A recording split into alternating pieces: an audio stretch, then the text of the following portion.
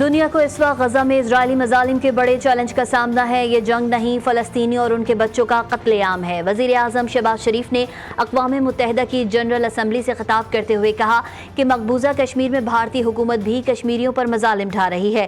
پاکستان بھارت کی کسی بھی جارحیت کا بھرپور جواب دے گا، فتنہ الخوارج کا مکمل خاتمہ کریں گے۔ لبنان میں اسرائیلی حملے جاری ہیں، شہداء کی تعداد 700 سے زائد ہو گئی، 2000 سے زائد افراد زخمی ہو چکے۔ بیروت پر تازہ حملوں میں کئی عمارتوں پر بمباری۔ حزب اللہ نے صہیونی حملوں کے جواب میں اسرائیل کے زیر قبضہ تبریز اور حیفا شہر پر میزائل داغ دیے۔ اور غزہ میں صہیونی فوج کے حملے، خان یونس کے علاقے النجار میں رہائشی عمارت پر فضائی حملہ۔ صہیونی فوج نے رفح کے علاقے النصر میں نہتے فلسطینی شہر پر بم برسا دیے۔ غزہ میں شہداء کی مجموعی تعداد 41,534 ہو گئی۔ آرمی چیف جنرل سید آصف منیر کا کراچی کا دورہ۔ ISPR کے مطابق سپاہی سالار کو پاک فوج کی آپریشنل تیاریوں اور تربیتی امور پر بریفنگ دی گئی۔ جنرل آصف منیر نے نویسٹا انڈس IT پارک کا افتتاح بھی کیا۔ آرمی چیف کا کہنا تھا کہ انشاءاللہ پاکستان اقوام عالم میں اپنا مقام حاصل کرے گا۔ پاکستان مختلف شعبوں میں قابل ذکر صلاحیت رکھتا ہے، سب کو پاکستان کے روشن مستقبل پر غیر متزلزل اعتماد ہونا چاہیے۔ وزیر اعلیٰ سندھ مراد علی شاہ اور امائدین نے تقریب میں شرکت کی۔ وزیر اعلیٰ سندھ نے معیشت میں IT کی اہمیت پر بھی زور دیا۔ صوبائی حکومت کی دہشت گردی کے خلاف مجرمانہ خاموشی سوالیہ نشان ہے۔ ان کو بس جلسہ، دھرنا اور ناچ گانے کا ہی پتہ ہے۔ گورنر خیبر پختونخوا کی صوبائی حکومت پر تنقید۔ فیصل کریم کنڈی نے خیبر پختونخوا میں امن و امان کی صورتحال کو مخدوش قرار دیا۔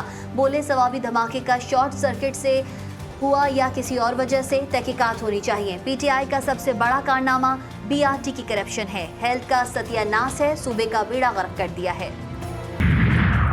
امن کا قیام صرف صوبے کی نہیں، وفاق کی بھی ذمہ داری ہے۔ مشیر اطلاعات KP کے بیرسٹر سیف کا رد عمل۔ پشاور میں میڈیا سے گفتگو میں کہا، پورے صوبے میں امن قائم کرنے کے لیے اقدامات کیے جا رہے ہیں۔ بارڈر سے دہشت گرد یہاں آ کر دہشت گردی کرتے ہیں، دہشت گردی کے خلاف جنگ میں اپنا کردار ادا کرتے رہیں گے۔ مولانا صاحب کے پیچھے نماز پڑھنے کا یہ مطلب نہیں کہ ان کی ہر بات مانیں گے۔ افغان طالبان کے پاکستان میں دہشت گردانہ کارروائیوں میں ملوث ہونے کے مزید ثبوت سامنے آ گئے۔ فتنہ الخوارج کا ایک اور دہشت گرد پاک فوج کی کارروائی میں ہلاک۔ مارے گئے دہشت گرد سے افغانستان کا شناختی کارڈ برآمد۔ شناخت جلال ولد نعمت اللہ کے نام سے ہوئی۔ عمرکوٹ کے ڈاکٹر شاہ نواز کنبر کی جعلی پولیس مقابلے میں ہلاکت، ابھی تک مقدمہ درج نہ ہو سکا۔ وزیر داخلہ سندھ ضیاء الحسن لنجار کی جعلی مقابلے کی تصدیق کے باوجود پولیس افسران اور اہلکار اب تک آزاد۔ وزیر داخلہ سندھ نے گزشتہ روز کہا تھا کہ اگر مقتول کی فیملی FIR نہیں کراتی تو ریاست FIR کٹوائے گی۔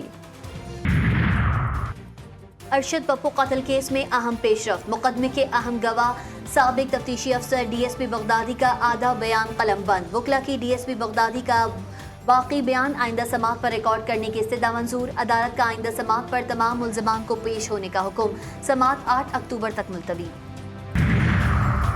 کراچی آپریشن کے اثرات زائل، شہر میں پھر خوف کے سائے۔ اورنگی میں تاجروں کو بھتے کی پرچیاں اور فون کالز آنا شروع۔ جو پیسے نہیں دے گا مارا جائے گا، بھتہ خوروں کی وارننگ۔ اورنگی 11:30 میں بھتہ خوروں نے پہلے تاجر کو گولیاں ماری، پھر بھتے کی پرچی بھیجی۔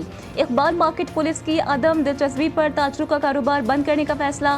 تاجروں کا کہنا ہے کہ گولی سے مرنے کے بجائے گھر میں بھوکا مرنا بہتر ہے۔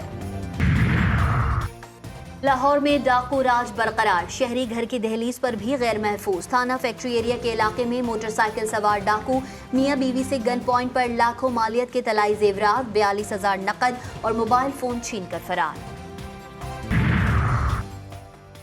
پنجاب کے مختلف شہروں میں بارشیں، فیصل آباد کی جوہر کالونی بن گئی، بچے بارش کے پانی میں تیرنے لگے۔ انتظامیہ علاقے سے پانی کے نکاس میں ناکام۔ چنیوٹ میں بارش نے پورا شہر ہی بدل ڈالا، DC اور DPO آفس میں پانی بھر گیا۔ چونیا میں تیز ہواؤں کے ساتھ موسلادھار بارش کے بعد شاہراہیں تالاب کا منظر پیش کرنے لگیں۔ جھنگ، شورکوٹ، احمد پور سیال، گڑھ مہاراجہ اور گردونوا میں سرد ہوائیں چلنے لگیں۔ ننکانہ صاحب شاہ کوٹ، سید والا میں بھی آسمان پر سیاہ گھٹائیں چھا گئیں۔ सरसब्ज वादियां, हसीन नज़ारे, बर्फ से ढके पहाड़ और बलखाते दरिया। दुनिया भर में सयाहत का दिन आज मनाया जा रहा है।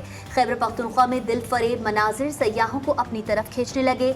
हर मौसम में सूबे के सयाहती मकामात सयाहों से आबाद रहते हैं। रवा साल के 9 माह के दौरान 1,98,87,517 सयाहों ने सयाहती मकामात का रुख किया।